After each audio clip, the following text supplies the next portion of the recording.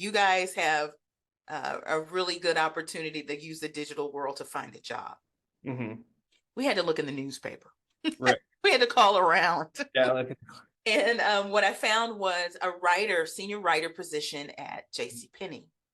And it was in the marketing communications department.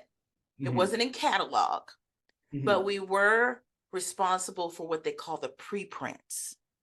Typically would show up in tabloid form in the newspaper. And I was supposed to write the copy that accompanied window dressings, intimates, and apparel. I was so excited to get this job because it was going to be a way to kind of, I thought, exercise my creative writing in a way that I hadn't before, that maybe this marketing writing would help me segue into PR.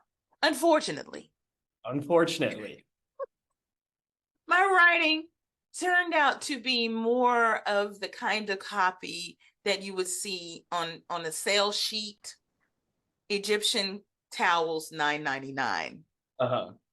And I had to get that price point just right. It had to be spaced just right. And there was a brief description, maybe 5 words. And it wasn't even a complete sentence. Yeah. And you had to get all the little syntax together because there were some other things you had to conclude, more like legalese than anything else. And it was boring. It was so boring.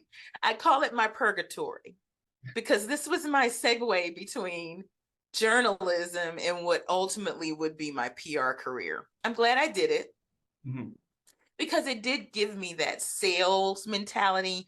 And I also was able to calibrate that, because in PR, when you're writing, it's more persuasive and less salesy. I was recruited to Fleischman Hillard almost a year to the date that I signed up at JCPenney, because we did have the internet. It was very rudimentary, and it was on dial-up. We didn't have broadband. Right. And the IABC, they were one of the first entities to have a website that actually had jobs on it. Really? And I applied to several different jobs, didn't hear anything.